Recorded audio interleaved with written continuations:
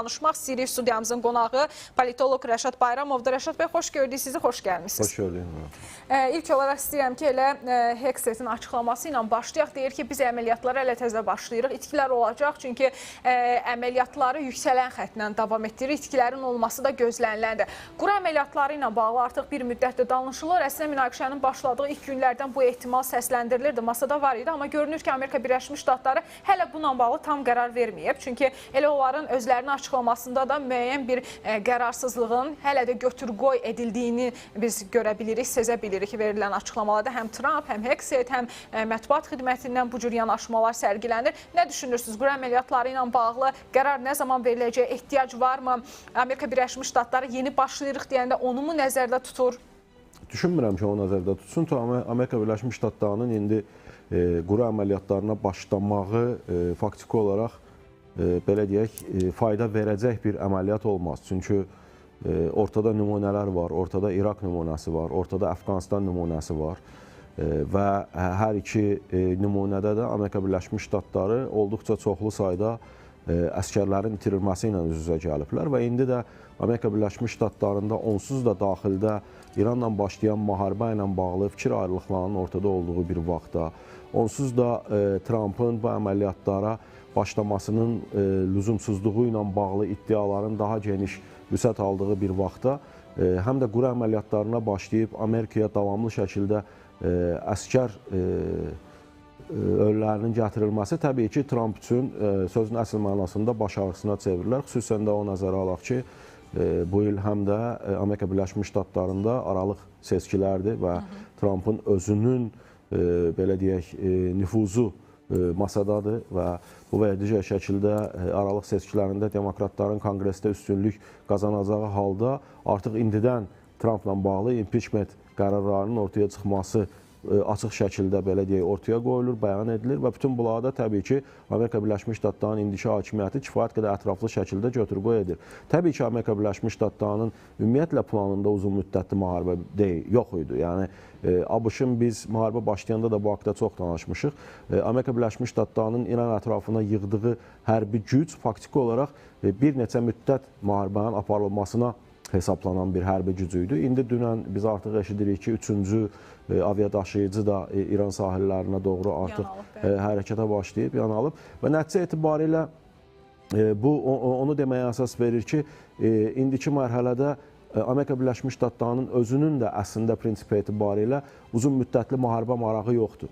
ABŞ maksimum şəkildə ona nail olmaq istəyirdi ki, İran ya daha tez təslim olsun və yaxud da təslim olmayacağı halda gücü xeyli zəifləsin və nəticə etibarilə növbəti mərhələdə artıq ABŞ və İsrail ilə İran arasında müharibə yox, Körfəz ölkələri ilə İran arasında növbəti qarşıdurma fonunda həmin o quru əməliyyatları faktiki olaraq həyata keçirilsin. Yəni, başqa sözlə, quru əməliyyatlarında ABŞ əskərləri deyil, Körfəz ölkələrinin əskərləri özünün müdafiə altında və yaxud da İran daxilindəki, eləcə də İraqdan keçə biləcək Kürd qruplaşmalarının, belə deyək, İranın quru qoşunları ilə birbaşa üz-üzə qalması, belə deyək, hədəflənirdi. Amma hər iki belə deyək, ehtimal hələ ki ortadan qalxmış vəziyyətdədir. Çünki Körfəz ölkələri... Rəşad bəy, çox üzr istəyirəm, müzakirəyə qaldığımız yerdən davam edərək. Hazırda biz birbaşa olaraq İrandan, Tehrandan görüntüləri təqdim eləyirdik ekranlarımız vasitəsilə. Bu isə yeni seçilən ali dini lider Müştəbə Xameneyə dəstək nümayişləridir. Gün ərzində müxtəlif şəhərlərdə biz o nümayişlərlə bağlı görüntüləri təqdim etdik. Bir texniki problem yarandı. Az sonra yenidən həmin görüntüləri təqdim edəcək. Dəyərli izləyicilər, qeyd edək ki, bu yeni ali dini liderin seçilməsi ilə bağlı İran xalqının dəstək nümayişidir və hakimiyyətə dəstəklərini küçələrə çıxaraq şüarlar səsləndirərək bildirirlər. Rəşad bəy, davam edək müzakirələrimizlə. Elə fikrinizi qaldığınız yerdən davam elətdirin, daha bir neçə sualım da olacaq sizə. Körfəz ölkələri faktiki olaraq Amerika Birləşmiş Ştatlarının təhlükəsizlik çətiri altında belə deyək, özlərini təhlükəsiz hesab etmədikləri qənaətindədirlər artıq. Çünki hər nə qədər ərazilərində hərbi bazalar yerləşdirilsə də, hər nə qədər... Bəs Amerikaya təzyiq varmı indi onlardan, onlar tərəfindən? Düşünürəm ki, var. Təbii olaraq düşünürəm ki, var. Çünki təkcə ərazilər, belə deyək, zərbə altında qalmır. Eyni zamanda iqtisadi cəhətdən də birbaşa Körfəz ölkələrinin maraqlarına cavab verməyən vəziyyət ortadadır. Yəni, neft məhsullarının, neft və enerji məhsullarının bazara çıxarışında problemlər yaşanır. ərazilər, infrastruktur dağıdılır, hərbi obyektlərdən başqa mülki ayrı-ayrı obyektlər hədəfə alınır və nəticə etibarilə çox böyük ehtimalla o təzyiqlər də var. Amma məsələ burasındadır ki, bu günləri Körfəz ölkələrinin onsuz da özlərini belə deyək, təhlükəsiz hesab etmədikləri bir vaxtda indi həm də İranla birbaşa qarşı-qarşıya dayanıb quru əməliyyatları və s. həyata keçirməsi faktiki olaraq mümkünsüzdür. Onlar indiyə qədər hər il milyardlarla dollar Amerika Birləşmiş Ştatlarına onları bu və ya digər şəkildə İrandan gələ biləcək təhdidlərdən qorumaq üçün verirdilər. Amma nəticə etibarilə o belə deyək, qorumaq təmin olunmadı. Eyni məsələni biz haqqında danışdığımız Kürd qruplaşmaları barədə də deyə bilərik. Onlar da bu və ya digər şəkildə hələ ki tərəddüd içindədirlər. Çünki onların da bir İraq nümunəsi var ortada. Amerika Birləşmiş Ştatlarının onlara tam dəstək vermədiyi nümunə var ortada. İsrail, Suriya nümunəsi var ortada və nəticə etibarilə bu günləri İran ərazisinə daxil olub hərbi əməliyyatlarda iştirak edəcəkləri halda təbii ki, söhbət Türkiyə sərhəddindən gedir də həm də, çünki onlar İraqdan daxil olanda. Türkiyənin öz sərhədlərində Kürd qruplaşmalarının mövqe tutmasına biganə yanaşmayacağının narahatçılığı var və türk qoşunlarının onların qarşısına keçə biləcəyi narahatçılıqlar var. Bütün bunlar fonunda onlar da hələ ki bu və ya digər şəkildə neytral qalmağa üstünlük verirlər. Bu nə qədər davam eləyəcək? Bu təbii ki, hər saatın öz hökmü var. Sabahları hansısa bazarlıqlar fonunda həmin qruplaşmalar artıq aktiv hərbi əməliyyatlara qoşula da bilərlər. Amma bu gün üçün bu ehtimal hələ ki ortada deyil. Rəşid bəy, hansı bazarlıqlardır? Bu çox önəmli sualdır. Çünki biz görürük son dönəmlərdə fərqli media orqanlarında, kütləvi informasiya vasitələrində bu istiqamətdə gizli pərdə arxası da müəyyən danışıqların getdiyi, hətta razılıqların olduğu ilə bağlı iddialar yayımlanır. Amma mən istəyirəm Türkiyə məsələsində biz toxunaq. Elə Türkiyədən danışdınız. Biz öncəsində sizlə müzakirəyə keçməzdən əvvəl təhlükəsizlik istiqamətində bu məsələni danışdıq. Yenidən belə bir cəhd oldu İran tərəfindən Türkiyəyə raket zərbəsi ilə bağlı. Yaxşı ki, yenidən gördük ki, NATO onu zərərsizləşdirdi. Bu yerdə NATO'nun öncəki bəyanatını xatırladıq ki, ciddi bir cavabın olacağını demişlər, sərt xəbərdarlıq eləmişlər birincisində. Növbəti bu addımlarda, növbəti addım gəldi. Hətta elə təhlükəsizlik eksperti də qeyd elədi ki, heç də istisna deyil ki, başqa bir cəhdi də biz görək. Siz nə düşünürsünüz? Bu yerdə 5-ci maddənin işə düşməsi, bir qədər də siyasi istiqamətə baxaq. NATO'nun digər ölkələrindən necə bir açıqlamalar gələcək, necə bir yanaşma sərgiləyəcək NATO? NATO-nun 5-ci maddəsinin işə düşməsi faktiki olaraq Türkiyədən asılıdır. Türkiyə belə bir tələblə çıxış eləyəcəksə, NATO bu və digər şəkildə 5-ci maddəni işə salmaq məcburiyyətində qalacaq. Çünki faktiki olaraq hədəf NATO bazalarıdır. Yəni NATO dövlətidir. Və nəticə etibarilə indi Türkiyənin belə deyək, israrı üzərinə NATO'nun 5-ci maddəsinin işə düşməsi haqqında qərar qəbul edilməsi bu faktiki olaraq NATO'nun süqutudur. Çünki onda faktiki olaraq bu hərbi alyans özünün həqiqətən o gücünü itirmiş olacaq. Qəbul etməməsi deyirsiniz. Təbii ki, yəni əgər Türkiyənin istəyi üzərinə NATO 5-ci maddəni işə salmayacaqsa, bu NATO'nun süqutu olacaq. Çünki onda NATO üzvü ölkələri arasında artıq bir fikir formalaşacaq ki, biz nəyə lazımdır onda bu alyans? Əgər bu alyans üzv dövlətlərin təhlükəsizliyinin təmin olunması istiqamətində üzərinə götürülən öhdəliklərlə bağlı addımlar atmağa belə deyək, tələsmirsə və yaxud da addımlar atmaqdan imtina eləyirsə, o zaman hərbi alyansın bu özünün mövcudluğu artıq sual altına düşəcək. O baxımdan düşünürəm ki, Türkiyənin istəyi üzərinə NATO'nun 5-ci maddəsinin işə salınması ehtimalı kifayət qədər yüksəkdir. Amma Türkiyə bunu istəyəcəkmi? Bu əsas sual budur. Bu günləri Türkiyə, yəni NATO'nun ayrı-ayrı ölkələri bu və digər şəkildə belə deyək, hərbi zərbələrin endirilməsində iştirak etmək istəyərlər. Amma sərhəddə dayanan Türkiyədir. Yəni sabahları birbaşa qarşı durma halında bundan ən çox əziyyət çəkən ölkələrdən biri Türkiyə olacaq. O baxımdan düşünürəm ki, Türkiyə hələ ki diplomatik yollarla və s. ilə problemin aradan qaldırılmasına çalışacaq. Amma yenə deyirəm, hər şeyin bir həddi var.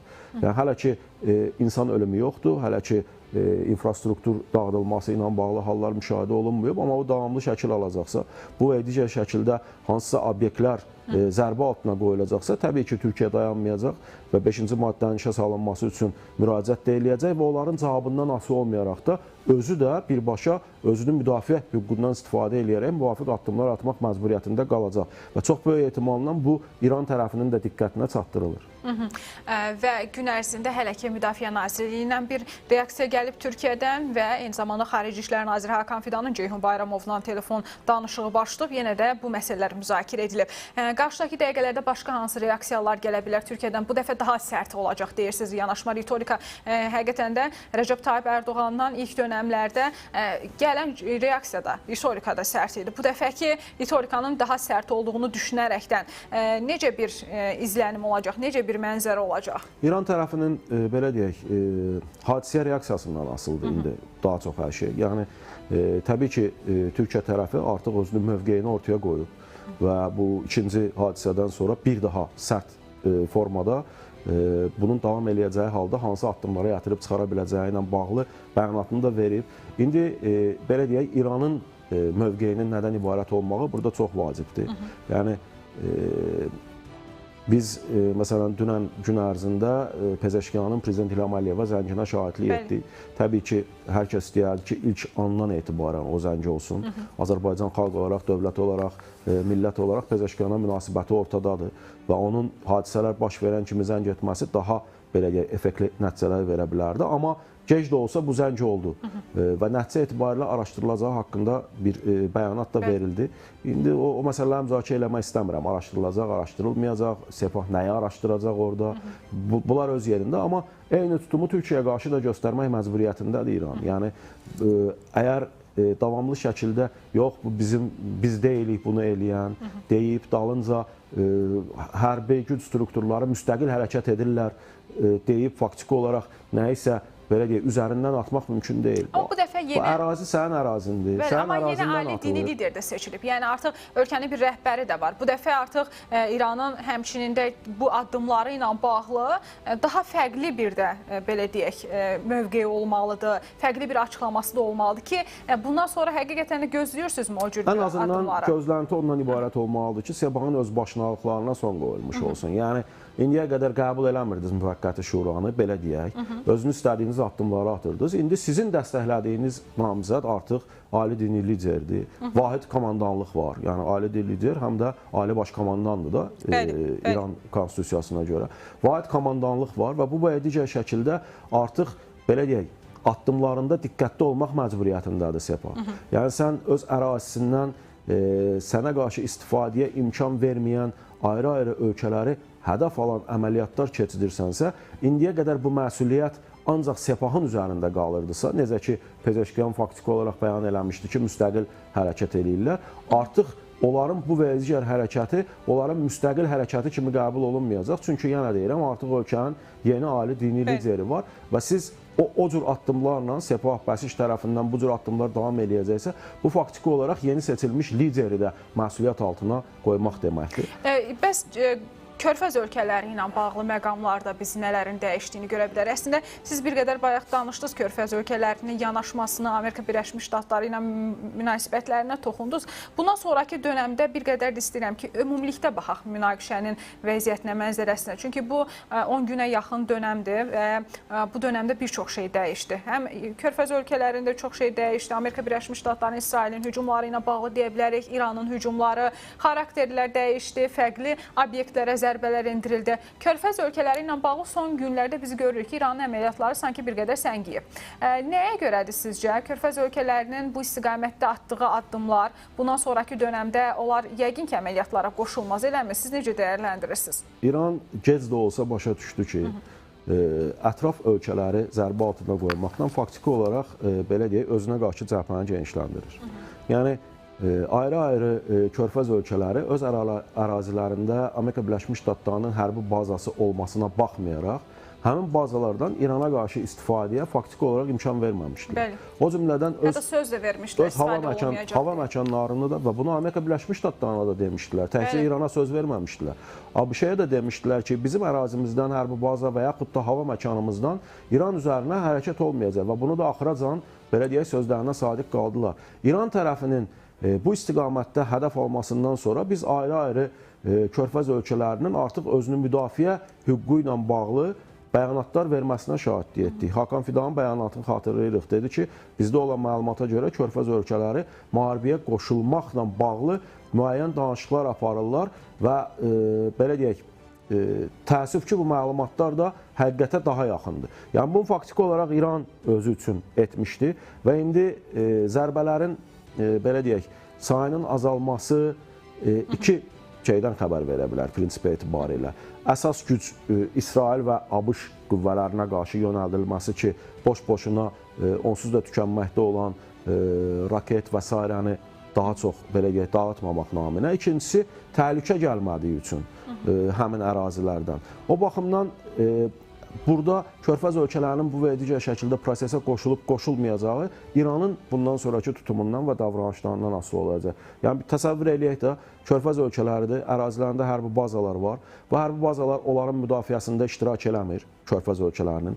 Amerika Birləşmiş Ştatları onları təhlükəsizlik çətiri ilə qoruya bilmir. İran davamlı şəkildə bunları zərbə altına qoyur. Bunların da bir özünün müdafiə hüququ var da. Yəni, gözləyə bilməzlər ki, İran elə davamlı şəkildə Körfəz ölkələrini zərbə altına qoysun. Yəni, o baxımdan bundan sonra onların tutumu, onların ata biləcəyi addımlar faktiki olaraq İranın davranışlarından asılı olacaq. Məcbur qalmayacaqları halda təbii ki, prosesə qoşulmayacaqlar. Amma məcbur qalacaqlarsa mütləq şəkildə başqa çıxış yolu olmayanda onlar da özünün müdafiə hüququndan istifadə edərək bu və digər şəkildə proseslərdə iştirak edəcəklər. Çox sağ olun Rəşad bəy, təşəkkür edirik. Mən təşəkkür edirəm. Dəvətimizi qəbul edib gəldiyiniz üçün önəmli